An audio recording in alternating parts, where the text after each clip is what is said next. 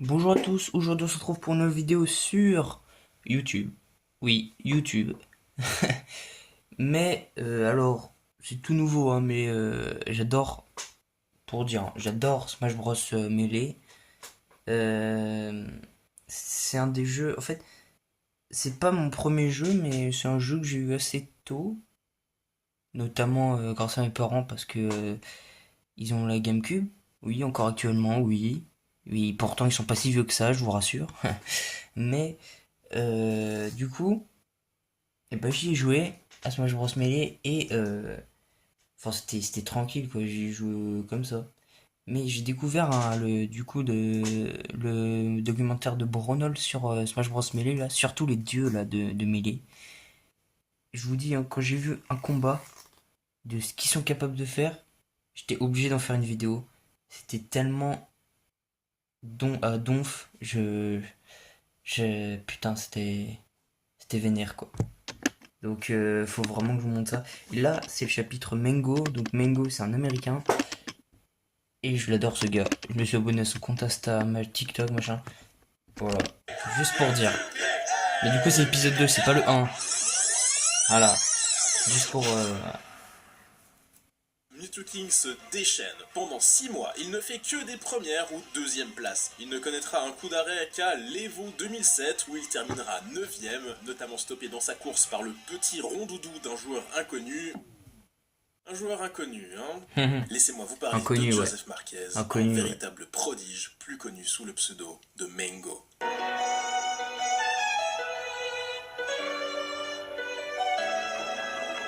Voici Mango, membre du club très fermé des 5 dieux de mêlée. Et même s'il n'a pas forcément la tête de l'emploi, il est bel et bien là, à casser des bouches sur Smash Bros Ah depuis oui. plus de 13 ans. Un look atypique, mais ce qui attire sans doute le plus le regard, c'est ses nombreux tatouages. Ils ont tous une signification et montrent certaines facettes du joueur. Pour Mango, c'est simple, il se fait tatouer les choses qu'il aime au moment présent. En combinant les différents dessins, on se fait donc une bonne idée de qui J'adore est ce et de gars, il qui est a grave bon été délire, hein, Mango. franchement. Aujourd'hui, on part pour 9 chapitres, 9 tatouages, et tout commence avec une mangue à 4 feuilles.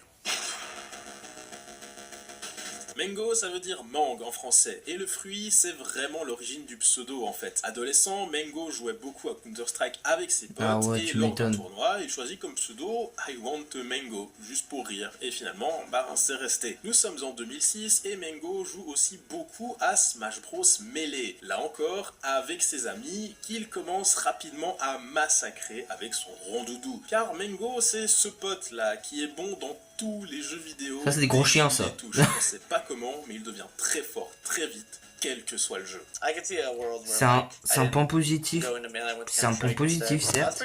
Mais pour ceux qui doivent À cette charbonner époque, pour être Mango bon suit à avec un jeu, attention les vidéos c'est combos très de bâtard. King, un joueur de rondoudou super hype et Et King, agressif, c'est le et roi il de s'en mêlée, ouais. inspire, ce qui donne Ah déjà ouais. un indice à cette époque sur quel genre de joueur il deviendrait. Dans sa zone, le mot se passe vite que Mango devient super fort, et on l'amène voir le big boss de la ville, Lucky, joueur de Fox. Et là, c'était parti pour de bon. Le courant passe très vite Tranquille. entre les deux joueurs, et ils commencent à jouer ensemble.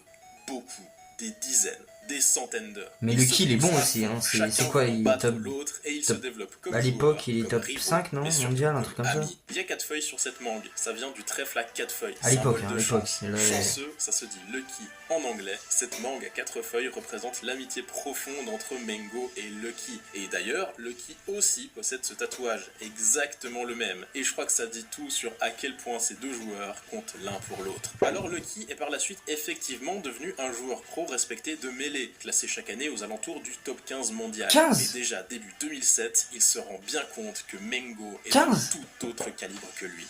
15. Non. Je croyais. Ouais, non. En fait, ils se jouent à peu près en même temps, il me semble. Il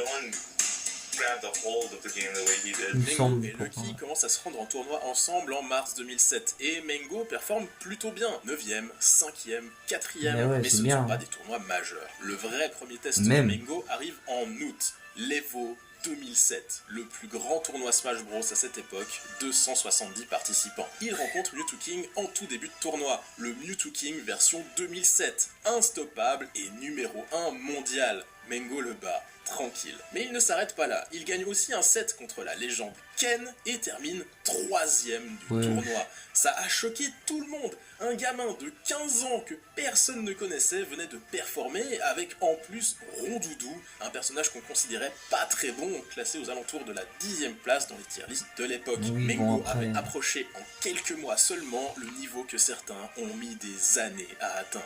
Like I was just a boy, like maybe even middle school at the time, and I made like $1,000, and like for me at the time, like it was crazy. Like when you're like 15 and you make $1,000 playing a video game. Ah oui.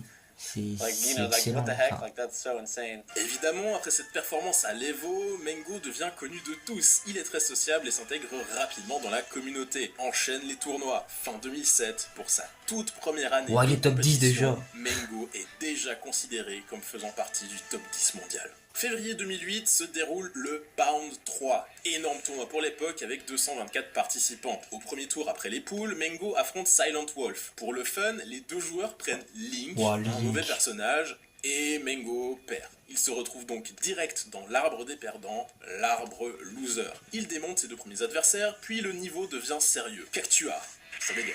Forward, membre du top 20 mondial, ça dégage. Aizen, numéro 5 mondial. Chudat, numéro 6, pareil. Demi-finale, il explose Kort, numéro 9. Puis finale contre PC Chris, numéro 4. Il se passait quelque chose de spécial là. Mengo distribuait des tartes à tous les meilleurs joueurs du monde en remontant l'arbre loser. En grande finale, il affronte à nouveau Mewtwo King et il le bat. Encore, Mengo remporte le Pound 3 sur ce qui est possiblement le loser run le plus impressionnant de l'histoire. Malheureusement, on n'a pas de vidéo pour la grande majorité de ces matchs. Ce tournoi sera la seule fois où Mewtwo King n'a pas terminé premier en 2008. Avec déjà 2 victoires, Mengo était après 2008, il y a Brawl. Donc forcément, ce tatouage représente la construction il va jouer plus à Brawl qu'à Melee. Parce que c'est Mewtwo King, c'est un fan de Brawl. De Smash Bros. Donc de tous les Smash Bros. Atypique, Alex19, un excellent Fox, et surtout S2J, un des meilleurs Captain Falcon de l'histoire, connu pour ses prises de risques inconsidérées. West Balls, il est bien aussi, je trouve. Je l'aime bien.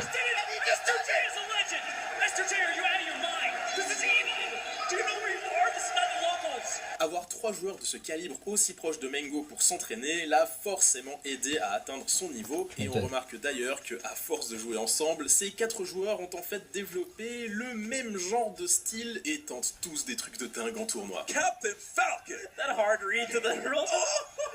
That's it.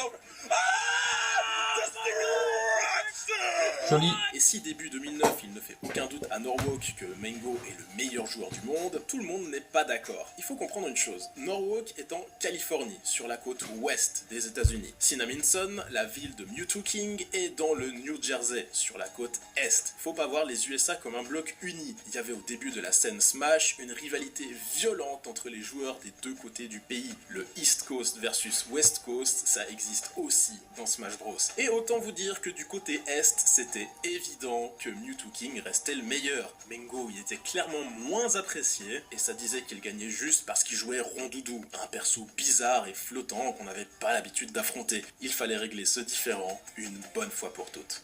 Mars 2009, le tournoi Revival of Melee à New York. On est sur la côte est, dans le territoire de Mewtwo King. En tout cas, c'est bien fait, je trouve. Son permis, et les organisateurs du tournoi font exprès de construire l'arbre de sorte à ce que Mengo ait à affronter des joueurs très forts à la suite. DJ Nintendo, Cactuar, Chudat, PC Chris, Mengo bat tout le monde. Il rencontre en finale winner Mewtwo King et il gagne une fois de plus. Et il fait pas que le battre. Il le dégoûte, et on peut même voir Mewtwo King se suicider pour en finir plus vite. Mewtwo King est donc envoyé en finale loser contre Dash Is Wiz, dans un certain set qui marquera l'histoire. Puis il retourne contre Mengo en grande finale, et cette fois, Mengo n'allait pas laisser les gens le critiquer. Il n'utilise pas Rondoudou, mais Falco et Captain Falcon, des personnages secondaires qu'il ne joue que rarement. Il ne s'agissait plus de simplement battre Mewtwo King, il s'agissait de faire passer un message. Mais Fox et Falco, c'est les meilleurs persos de Melee, donc...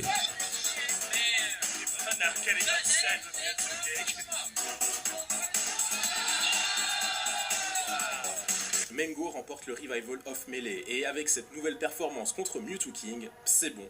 plus de doute, Mengo était bel et bien devenu le meilleur joueur du monde. Mais comment ça se fait qu'il a réussi à battre Mew2King 3 fois sur une période où ce dernier semblait intouchable? Eh bien, faut qu'on parle d'un truc qui plane sur cette vidéo depuis le début et que vous avez peut-être remarqué. Mengo, c'est un anti-Mew2King. C'est un prodige et il est devenu très fort très vite. Il est ultra sociable et a son groupe de potes. Il devient encore plus fort quand il est dans l'arbre des losers ou doit faire un comeback. Et il déteste apprendre la frame data. La zone de confort de Mew2King, oui, après bon, chacun sa technique, on va dire. La zone de confort de Mengo, c'est sur une scène devant une foule en délire. Et je rigole même pas. Je vous laisse imaginer lequel des deux gère le mieux la pression d'un tournoi Smash. Et ces différences profondes se retrouvent jusque dans leur style de jeu. Là où Mew2King cherche le coup optimal 99% du temps, Mengo, il joue à l'instant, littéralement. Ça met un joueur comme Mew2King en face de situations nouvelles qu'il ne connaît pas et il ne peut pas lutter. So I'm always playing very reaction based, and it's like when I'm playing my best, it's like you don't know what I'm gonna do because I don't know what I'm gonna do until that second. Okay, I'm gonna do something completely random, bam, it worked because you just weren't ready for it. So like that's pretty much how I play. I'd say like very on the spot, you know, unpredictable. De plus, Mengo est très fort pour comprendre rapidement les habitudes de son adversaire et sachant que Mew2King il fait toujours la même chose quasiment, donc forcément. Quand vous avez peur, il sait que vous ne jouez pas de la forcément même façon ça aide, hein. Votre caractère. Si tu sais ce qu'il fait, bah là où ça fait mal. He's good at getting a reaction out of you. He's good at saying, well, if I do this, I know that you like to, you know, have this ça c'est response. PPMD, c'est un autre dieu de mêlée. C'est le 5ème. Ouais, c'est ça. Mais il est bon aussi, mais il a arrêté vite. Hein. Il a vite arrêté. Une fois que Mengo est dans votre tête, vous êtes cuit. C'est pas si grave si ces punitions ne sont pas optimales, car il sait avant vous ce que vous allez faire. Je vous laisse imaginer comme ça a dû être dur mentalement de perdre autant contre Mengo pour Mew2King. Passer des années à apprendre le jeu dans ses moindres détails pour se faire rouler dessus par ce gars de la côte ouest qui joue comme un sauvage. Can't do it like me. That's in that aspect of playing. Oh my, can't do it like me. In the aspect of playing, shut the hell up! You wish you could. I hate you. I forget what I was gonna say now. I lost my train of thought completely because you ruined my flow. What were we talking about? How good I am at melee. Derrière les pics et les blagues, je pense qu'il y a un vrai respect entre ces deux joueurs et chacun peut voir les forces de l'autre. Ils représentent deux façons totalement opposées d'arriver au plus haut des niveaux et finalement c'est ça, mais les deux, ça qui fait la beauté et la les richesse deux de ils sont Il waouh. n'y a pas qu'une seule façon d'atteindre le sommet. Excellent les deux. Ouais, Mengo s'est fait tatouer sa marque de bière préférée sur le bras. Vous devez vous en douter, du coup, Mengo adore la bière. On le retrouve par exemple avec ce bon S2J et Piu Piu Yu à l'origine de la des Chinois. bière lors Tiens. de Smash Summit, Je rigole. Ah oui, ils doivent être coréens les deux. Ouais, des Chinois quoi. C'est un bon moment, avant tout. We lost every event actually. We lost every event, but we enjoyed ourselves, and that's good. Et si ça peut être fun, on va pas se mentir, la relation de Mengo à l'alcool a aussi pu être problématique. Et il s'est carrément déjà fait ban de Twitch pour consommation d'alcool excessive en stream. Ce tatouage bière représente aussi très bien la période fin 2009 à début 2011 pour Mengo. Une période vraiment bizarre dans sa carrière. Il prend la grosse tête, il ne s'entraîne presque plus et vient surtout en tournoi pour voir ses potes et faire la fête. Bon après, Mengo il a des... Enfin voilà, c'est Mengo. I've only done it once and I got absolutely rocked. I've seen him, he'll drink till he passes out, blacks out, and I've never gotten that drunk. I'm like, he does that constantly at tournaments, but I mean, he's so good that he'll make it happen. Et ça, rien ne le montre mieux que la deuxième édition du Revival of Melee en novembre 2009. Mengo se ramène au tournoi les mains dans les poches et tombe en quart de finale winner contre Kage, un joueur de Ganondorf. C'est un bon joueur, oui, mais jamais une menace pour Mengo. Il ne respecte pas Kage et il va à la schlag avec Falco puis Captain Falcon. Ouais, mais en plus Ganondorf c'est un mauvais perso. Putain, la pub de mes couilles. Avez-vous déjà ressenti la sensation excusez-moi, Ganondorf c'est un mauvais perso. Dans tous les Smash Bros. C'est un mauvais perso. Mengo se fait claquer par le Ganondorf. Mais après, le choix du perso ça veut rien dire. On connaît, il va se réveiller. Il faut de l'entraînement pour être le meilleur. Même si... Il rencontre à nouveau Kage. Même si c'est un perso de merde, si tu joues bien, tu seras au podium. Si c'est un perso de ouf, mais que tu sais pas jouer, et bah tu seras top 100, top 200, top... Voilà, en fait, c'est juste la maîtrise du personnage, l'analyse de jeu, et, et il faut pas avoir la pression, quoi, c'est tout. Et cette En match, hein, en match devant public, forcément. fois, ça y En est, ligne, c'est pas Mengo est pareil. sérieux et sort son rondoudou.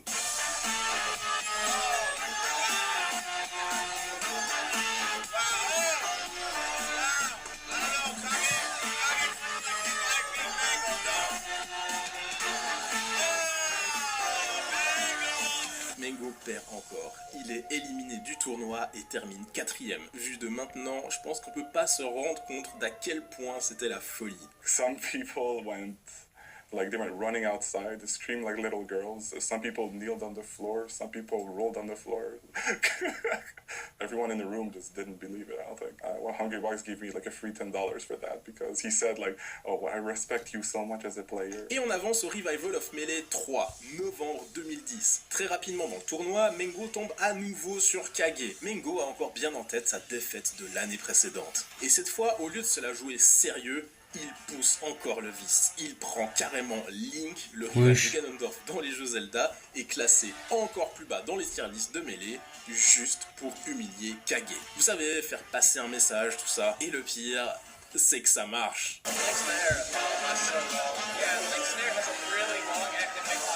Bah, tu sais quoi, bah, joue Link. Au lieu de Falco Oui, et Mengo switch Rondoudou, sur tranquille. Marth, un perso qu'il ne joue jamais.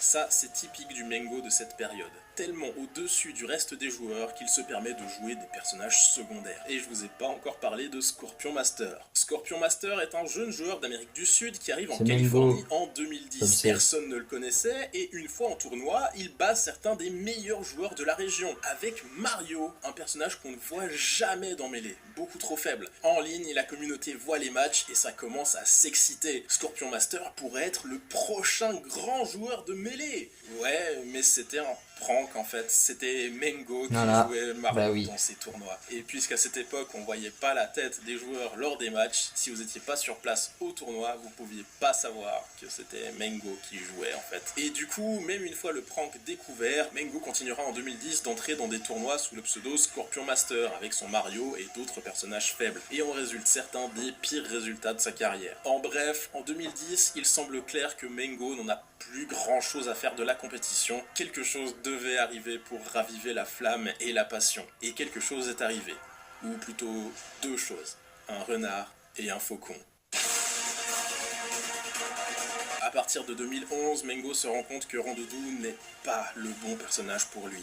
Il est trop lent et surtout pas assez fun à regarder. C'est sans doute une des raisons pour lesquelles il commençait à s'ennuyer de la compétition et à utiliser autant de persos secondaires les années précédentes. Rondoudou ne motive pas Mengo à se donner à fond. Alors il y a cette légende parmi la communauté Smash Bros, le 20XX, qui veut que à terme, à la recherche de la meilleure façon de gagner, tous les mettre à jouer Fox. Il est considéré théoriquement comme le meilleur personnage du jeu, et il est devenu la vedette Oui. de la scène compétitive de Melee. Ah, ça. Rapidité, combo, Le Falco, c'est agressivité, la même mais chose. aussi technicité. Les deux, de toute façon. Fox et par extension son compère Falco Ah ouais. représentent toutes les valeurs chères aux joueurs de Melee, toutes les valeurs chères à Mengo. Mango C'est likes très rapide.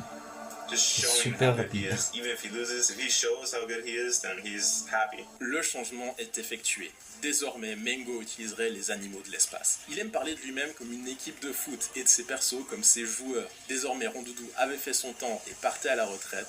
Fox serait la nouvelle star du groupe et Falco le remplaçant pour des matchs spécifiques. Car pour Mengo, Fox ne va pas sans Falco, Falco ne va pas sans Fox. Ils forment un tout et il ne pourrait pas jouer qu'un seul des deux. Et aujourd'hui, l'image de Mengo est tellement interconnectée avec ces deux personnages que ça fait presque bizarre de se dire qu'il a joué Rondoudou pendant 3 ans. Car avec Fox et Falco, Mengo trouve enfin les persos qui collent à son style. Ah En se ouais, libérant c'est de vrai que- Rondoudou, il retrouvait aussi la passion pour la C'est vrai que compétition. là, I'm the sickest melee player to ever touch a controller. Great tech by Mango.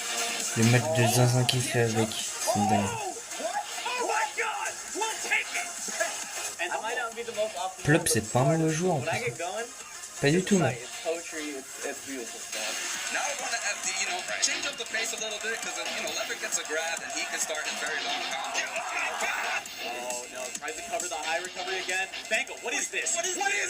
Had it for a minute on the platform. Oh, Mango just goes in real quick. Oh my god! Oh, and he's forcing the other direction. En 2011 et 2012, avec son nouveau duo Fox et Falco, Mengo est alors considéré deuxième et Oh là là, troisième joueur mondial. magnifique. Et surtout, au fil des années, il cesse petit à petit d'être ce gamin Axe. au comportement Axe, c'est un joueur de Mais Pikachu, attention, c'est le seul Mengo bon joueur de reste Pikachu. Mengo, et il sera Enfin, toujours top là, mondial, troller et Pikachu balancer des pics. de Il adore mêlée. en particulier s'amuser de l'Effen. The way you play is way easier to play than the way Et I les play. fun, c'est le God Slayer, c'est un mec, il est arrivé, il a battu tous les dieux, pas en un coup, hein, mais il les a battus tous, alors que à cette époque, ils étaient Car même s'il est effectivement invincibles, très habile, enfin on Mengo croyait, n'est pas justement. le joueur le plus impressionnant techniquement. Ce qui amène la hype avec lui, c'est ses prises de risques et ses choix non orthodoxes. Bon bah écoutez, hop, chapitre 5, on va se laisser là pour aujourd'hui, je vous mettrai la partie 2 prochainement, et puis moi, en attendant, je vous dis à la prochaine, salut!